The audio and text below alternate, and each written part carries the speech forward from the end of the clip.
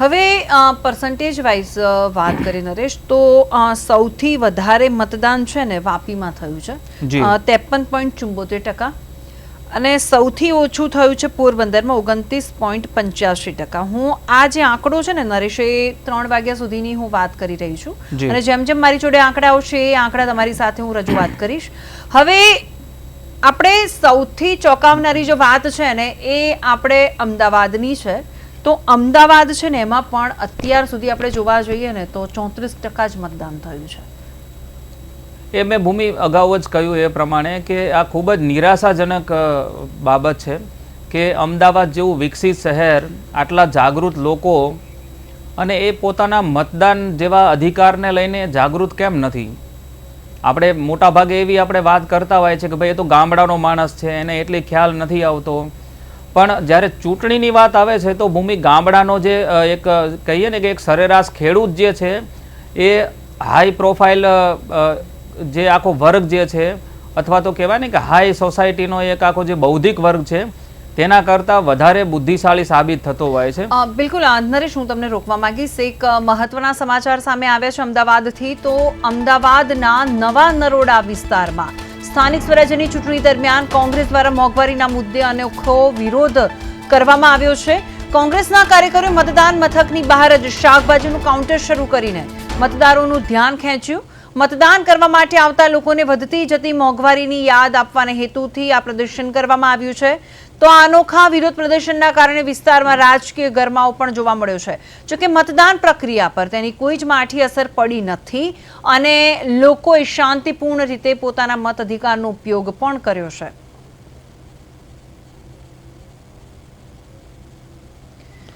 અમદાવાદમાં નવા નરોડામાં કોંગ્રેસ દ્વારા અનોખો વિરોધ કરવામાં આવ્યો છે.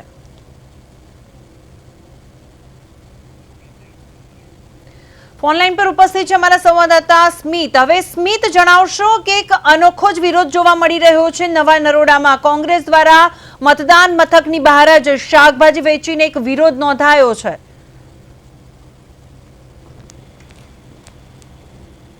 જી, નવા નરોડામાં જે કોંગ્રેસનો જે વિરોધ છે એક અનોખો વિરોધ જે દર્શાવવામાં આવ્યો છે. મોંઘવારીને લઈને જે કોંગ્રેસે વિરોધ દર્શાવ્યો છે, મતદાન બૂથ બહાર જ જે અનોખો વિરોધ જે દર્શાવવામાં આવ્યો છે. જે કોંગ્રેસના જે કાર્યકર્તાઓ છે ત્યાં ઉમેદવાર જે હતા તે જ ત્યાં શાકભાજીનું ટેબલ જે છે તે નાખીને જે છે તે બેસી ગયા હતા, અને એક અનોખો વિરોધ જે દર્શાવવામાં આવ્યો છે.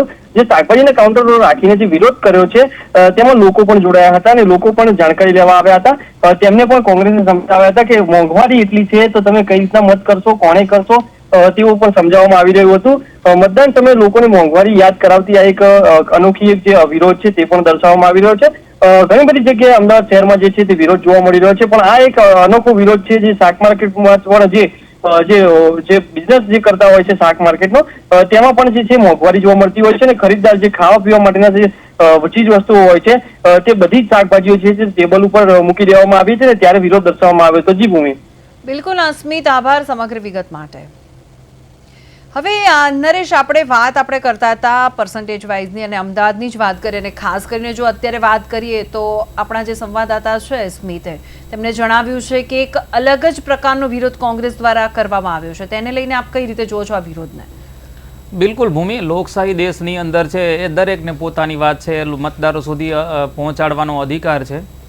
તો કોંગ્રેસ એના તરફથી છે આ પ્રકારે અનોખી રીતે વિરોધ કરે તો એમાં કોઈને વાંધો ના હોય. સવાલ એ થાય કે આ પ્રકારની મહેનત જે છે એ વધુને વધુ કોંગ્રેસે ગુજરાતમાં કરવાની જરૂર છે, કારણ કે છેલ્લા વર્ષોથી 3 દાયકાથી આપણે જોતા આવીએ છીએ કે કોંગ્રેસ જે છે એ છેલ્લી ઘડીએ છે એ જ્યારે ચૂંટણીનો માહોલ હોય છે એ જ દરમિયાન છે એ પાણીમાં બેસી જતી હોય છે. અને એનું જ કારણ છે કે ગુજરાતના જે મતદારો જે છે એ દિવસે ને દિવસે જે છે એ મતદાનની પ્રક્રિયાથી છે એ નિરાશા અનુભવી રહ્યા છે. અને એ જે આંકડાઓ છે એ ખાસ કરીને ગ્રામ્ય વિસ્તાર કરતાં જે છે એ શહેરી મતદારોને છે એ વધારે સચોટ રીતે લાગુ પડે છે. અને એ આજનું જે આપણે મતદાનના આંકડા જે છે એના ઉપર નજર કરીએ તો પણ એ વસ્તુ છે એ દેખાઈ આવે છે કે જ્યારે પણ છે એ મતદાર જે છે એ દર વર્ષે જ્યારે ચૂંટણી આવતી હોય છે ત્યારે જે છે એ 5 વર્ષનું જે છે આખું સર્વૈયું છે એના ઉપર એક નજર તો નાખતો જ હોય છે જ્યારે એણે મતદાન કરવાનું હોય ત્યારે.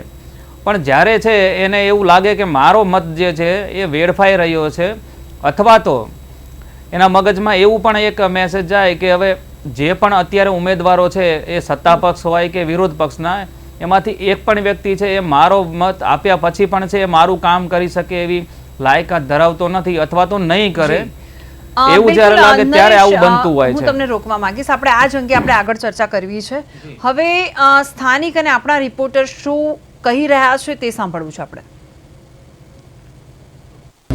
લોકોને એક જાગૃતિ મળે કે ખરેખર મોંઘવારી છે અને મોંઘવારી તરફ ધ્યાન રાખીને એ લોકો વોટ કરે, કારણ કે મોંઘવારી દિવસે ને દિવસે વધી રહી છે અને વચન ને વાયદા બીજેપી બીજા રાજ્યોમાં આપે છે અને અહીં પ્રોપર ગુજરાતમાં આટલા સમયથી એમને સત્તામાં લાવ્યા પછી પણ ગુજરાતની પબ્લિકને કોઈ પણ એ પ્રકારનો લાભ થયો નથી.